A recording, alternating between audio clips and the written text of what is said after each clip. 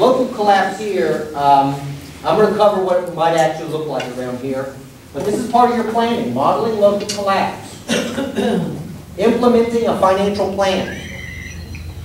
I'll cover a little bit about that too. There's a philosophy that governs this, not a technique, not a groovy method, some way that you're going to beat the numbers. It's not a method, it's a philosophy. Just by it's a very, very simple philosophy. It's almost like the same type of thing that you would do if your pant leg was on fire. Roughly the same thing. Stop, drop, and roll. You do the same thing with your money. Okay? Where essentially your money's on fire. It's going away really quick. And you need to turn it into something else.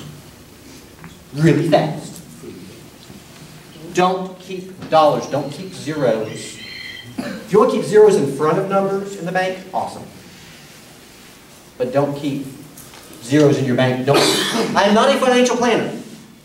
I am not a certified financial planner. I'll tell you what I've done. I'll tell you what others are doing. But your dollar is number one on the hit list. While it still has some value, even though the value itself is largely an illusion, convert it into something else. Fast. Every single dollar that you have, every single one that's not tied down, convert it. What, to euro?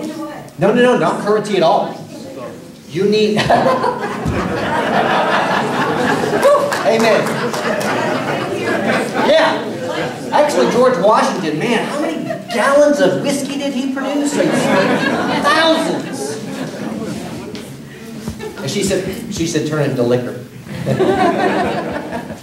Turn your dollars into assets, actual physical things. You can go to silver and gold. That's fine. If you don't have a year's supply worth of food, you have no business buying silver or gold. Yes, ma'am. What about paying down mortgages, or is that just going to go by the wayside? There's an interesting thing with that too. If you have enough money to be debt-free and prepared, do it. Right. Really uniquely awesome position. If you don't, you're still going to be in debt. But you're going to pay it down and feel really good about yourself. And that's it. So you'll be penniless, foodless, and a little bit out of debt. And still owe property tax. Doesn't help you. Right. So you have to focus in one way or the other. Focus. Don't do several things poorly. Do one thing really well. Mapping. I've done a lot of this. You're looking for concentrations of friendlies. If you get involved with politics, you will discover those little zones very, very quickly. If you work on a campaign, ooh, I'll tell you what. How many people actually want to run for office in this room? And I say, if you've never run for office before, because people, if you've run for office before, I think you're in a different category. You're either, if you have never, if you're more, look, I think it's a disqualifier if you want to run for office and have no experience doing it. If you have no experience, you're pretty foolish. We already have one, don't we? I've run for office, and you know what? I'm a different person now. I encourage running for office, even if you don't get in. Doesn't matter. It's a win-win situation. Period. You learn stuff. It transforms you. You learn things about your region, its people, its infrastructure, its history that you didn't know before. You're in direct exposure in an extremely rigorous way. That's a real good way to figure out your stuff. Get involved with the campaign. You'll see stuff about your community you did not know. Capitalization, that is the act of turning this dollar stuff into real things. Capitalization, turning into tractor parts and tires and things you can use, things you can eat. Spending $1 to make $1, it's that concept. Communication, good old ham radios. How many ham radio operators? Okay, not nearly enough. Not nearly enough. Ask these folks that do, please ask about it. Ham radios are relatively inexpensive. You can get into HTs, little hand talkies, you know, get into like a Yaesu. You guys want to write down some of my favorite models? I love Yaesu. The VX-150 is a good solid unit. They're not expensive, between 100 and 150 bucks. Look, you don't have to know how to use this stuff. You can figure it out later. You'll have lots of time on your hands. I'm in the midst of reading a survival book, and one of the things he mentions for people inland in smaller communities, as we have here, is to go to the VHF marine radio because it will not be monitored. Not true. I did military communications. It would not be monitored here. They'll monitor everything. Not true. Every communication meeting. Not true. That's an absolute fallacy. You have to consider, no different than you have to consider this group. Conduct yourselves with transparency. And not in a way that we've been sold. That transparency actually means. So in other words, we welcome you, FBI.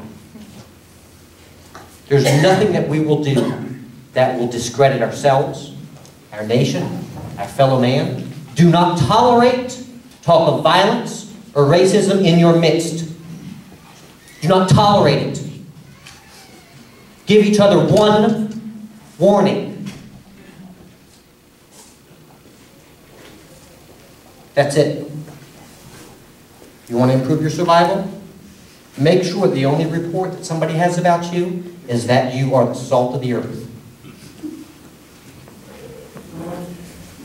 Ham radio requires FCC and federal licensing. Does that matter at all in the scenario you're projecting? No. Or is it the heck with that? No, Go ahead. we're screwed anyway. Yes. Yes. Oh, we'll cover that. You're going to be hiding where you're using it. Coordination, learning how to get together and talk to each other.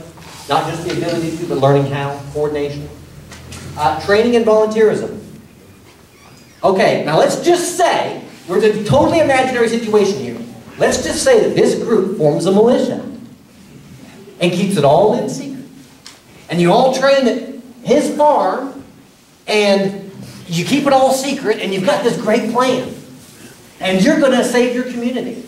And then on the day that it comes, you're running around people's neighborhoods with guns. You think anybody's going to regard you as good guys? You're just people running around the neighborhoods with guns.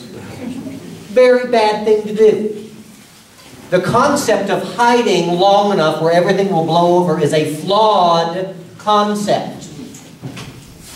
You cannot hide. If I was looking at you, every single one of you, and analyzing you very, very quickly for your threat value, if you so much as flinch trying to hide something, I'm going to look at you twice, 3 times, 4 times. I'm going to pick through you with a microscope. Don't hide. You can't anyway. Don't try to run away. You'll only die hiding. You can't. Own the day.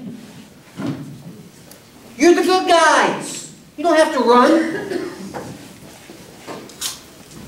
Don't you dare run. We need each other too much. This is your ground. Make your stand. I call this a crisis charity plan. In the government, they call it a security plan. We're going to call it a charity plan because that's what it actually is. You have to, look, this is probably the most unpopular thing I've ever said, and people have told me continually knock it off because people don't understand it really. I don't take the time to explain it. It just sounds sort of radical. But this is an actual studied figure that for every person you feed equals 10 people that you don't shoot. It sounds radical. People just think it's just violent rhetoric, violent talk. But there's an actual circular effect to helping people in your community. There's a circular effect to helping people. If you can't help people and you have stuff, you're in big trouble. Your plan has to be, by your choice, to feed people. And you know what? It's the cheapest solution. Do you have any idea? I could feed a city block for a year with the cost of one pair of night vision goggles. And these people that are buying guns and night vision and all this stuff, they could feed their whole neighborhood with that. Don't need that stuff. Pretty awesome. Make you feel better, because you can see them coming in the dark.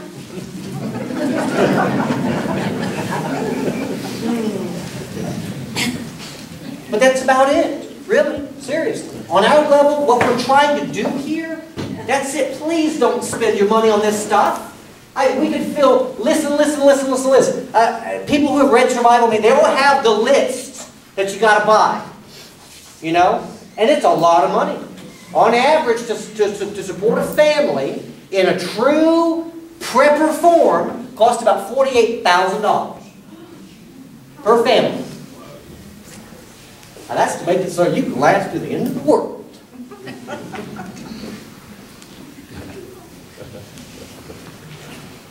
There's a component here, and again, most people don't understand it. It's called militarization.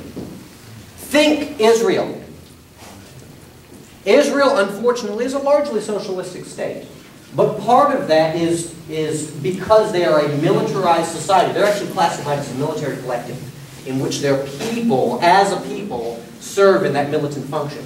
Our founding fathers were exactly the same way. Not only were our founding fathers, but our founding fathers, and their fathers. Actually, by law, English law, going back hundreds of years, you had to. That's part of our heritage. The whole Second Amendment, most people don't really understand the Second Amendment and where it comes from, the heritage of those letters that were written. The Second Amendment isn't an allowance, it is a recognition. Not of, I can carry a gun wherever I want to. It's your job to protect yourself and your community. That's what it is. It's not a, you can't tell me what to do statement. It's a statement of your responsibility. Adopt that as your newfound philosophy. It is not a good thing to do. It is your duty.